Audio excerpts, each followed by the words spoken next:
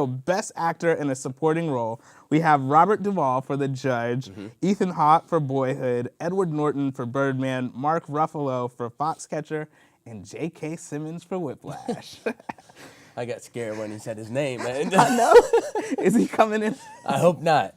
Better pick him. Exactly. All right, so it was a pretty good year for Best Actors. When you say. Honestly, that supporting actor category, as you're reading those, man, every one of them is deserving. I mean, I think any other year, if J.K. Simmons wasn't in the picture, I think that Ed Norton could have easily won for Birdman, and Ethan Hawke, an amazing performance for Boyhood, a 12-year performance. If you think about it, Denzel Washington and him were in Training Day in 2001, and right after that, he started working on Boyhood. That's insane to me. So what a commitment over time. But I think this is J.K. Simmons. This is a lock. Put it as a lock in your ballot because he's been picking up all the awards along the way. Right. And plus, like you were saying, I think everyone will be too scared not to vote for him because he's intense in that role. Exactly. Last night, I went and saw Whiplash on the big screen, and again, it's the same thing.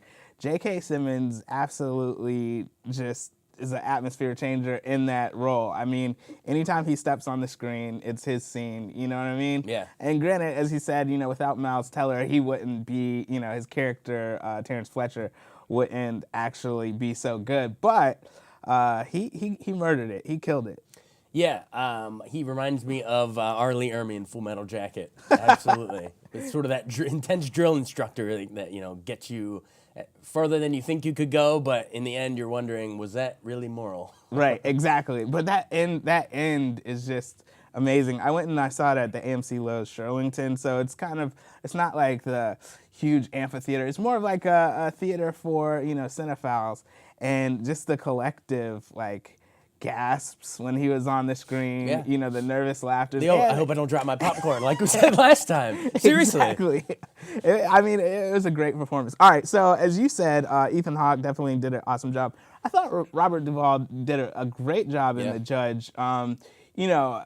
Sometimes he does hit that, grumpy old man kind of performance, but I think that his performance in The Judge was definitely layered.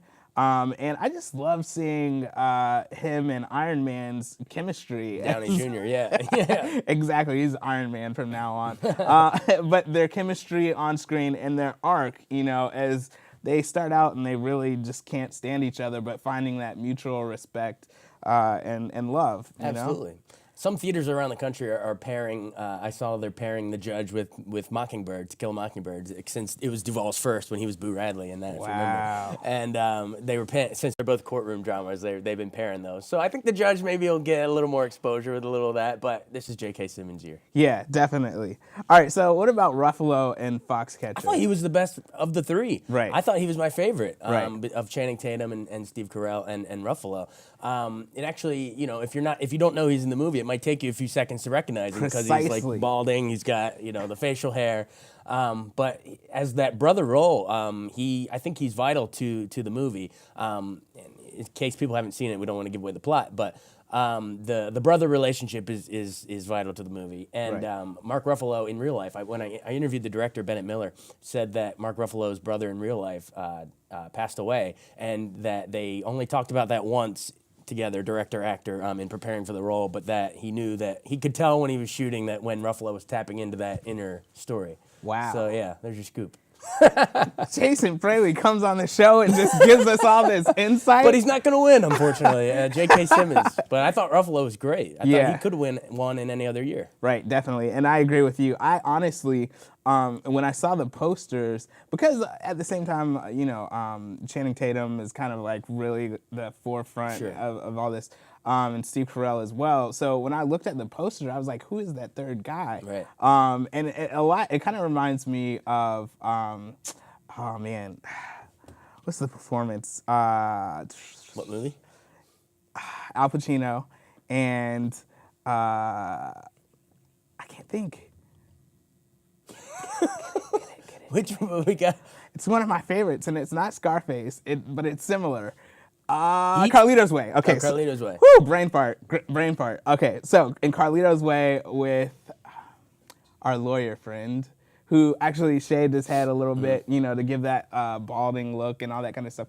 It's just like a total transformation. That is horrible that I had that brain fart, but that's okay. There's so many Pacino movies. I was like, is he going Serpico, Dog Day Afternoon, The Godfather, or where are we going here? Which one are we doing? But yeah, it's like a total transformation physically, as well as I felt like, you know, he's really good at kind of playing that everyday guy and like the nice guy next door. But I think there was something about this that like he really embodied, to where you just felt like he just walked off of like in real life and onto the screen. Like this is just the guy, you know? So I thought for a biopic, he really did a great job of like representing his character. So the best Ruffalo scene to me in Foxcatcher is early on when him and Channing Tatum are doing that brotherly grappling. It's like they're doing their warm-ups. Right. It was almost like a poetic little dance if you go back and watch it. Right. I thought he did a great job. All right, so moving along, Best Actress in a Supporting Role, we have Patricia Arquette for Boyhood, Laura Dern in Wild, Keira Knightley, The Imitation Game, Emma Stone in Birdman, and Meryl Streep, Into the Woods. Gotcha. I think that this one, unlike supporting actor, I think this one's a little more clear-cut. Although several great performances in there. I think it looks like Patricia Arquette is also going to be a lock just based on all the other award shows, SAG and the Golden Globe. So I think it'll go to her. Yeah, I totally agree. Patricia Arquette, I mean, again, like you said, you know, holding down a 12-year performance cannot be an easy task, because in the meantime, they're still anything but. yeah. They're still doing other roles, other performances, but then you have to come back to this character. And then maybe that would be easy in year 2 or 3, but by year 11, 12, you know, but to see that growth and arc and the maturation of the character, I just thought it was an amazing performance. And I think the reason that she's getting a lot of love, I mean, Ethan Hawke, to me, was my favorite, watching the dad grow from an irresponsible, you know, kind of independent guy to becoming a, you know, minivan driving father. But I think the reason that Patricia Arquette's getting honored so much is because literally she's carrying this movie for most of it, because she, you know, there's child actors on the screen, L.R. Coltrane, and then Lorelai Linklater, the director's real life daughter. Right. You know, they're on screen as little child actors, and if you don't have that anchor of the mother role with Patricia Arquette, the movie just falls flat. And then even then, once the child actors grow up and, you know, they're more capable teenage actors, she's still killing it in her role. That scene when he's about to go off to college, actually it's her final scene, Patricia's final scene, when L.R. Coltrane's getting ready to go off to college, and she's sitting at the table and says, "This is the worst day of my life." And he's like, "What's wrong, Mom?" And she goes, "I realize my life is just a series of these events. You know, you're born, you graduate college, and then you leave me." And she says, "I just thought there'd be more than this." And she's crying in the kitchen, and that's her final scene. And I think that final surge is, you know, our final glimpse of her compels her to win it. Right, exactly. And what you're talking about, which also the movie encompasses, it reminds me of that John Mayer song. I think it's called Vultures. And he talks about how being on this train of life, and in the beginning of the song, he's just like, "Stop this train, I want to get off." But by the end of it, it's like, you know, I'm on a train, I want to keep doing this. And you're right, she sets that up and kind of summarizes the film so well in regard to life is, you know, train, and we have different stops along the way where we learn things, we bring new people into our lives, people get off, you know, things like that, until, you know, we're at the end of life. And so I just thought that, you know, her performance, like you said, is just amazing. Let's talk about some of the other people: Laura Dern, Keira Knightley, Emma Stone, Meryl Streep. Meryl Streep, I'm sorry, but she holds down any role that she's in. Like, she's just the queen, as some people would say. But I don't know about this in, you know, nomination. Yeah, I feel like Meryl just gets in every year because she's Meryl. And, right. I mean, what? Arguably the greatest actress of all time, has won a million. So, I mean, you know, all more power to her. Yeah. But in this case, I would rather see any of the other four get it than this role. Into the Woods. Because Emma Stone is so good in Birdman. That's exactly who I was going to. Yeah, I mean, that would be my backup pick if you had to. I don't think it's going to be. I think Patricia Arquette has it on lockdown. But I thought Emma Stone as Michael Keaton's daughter is that pivotal father-daughter relationship that carries the movie. Right.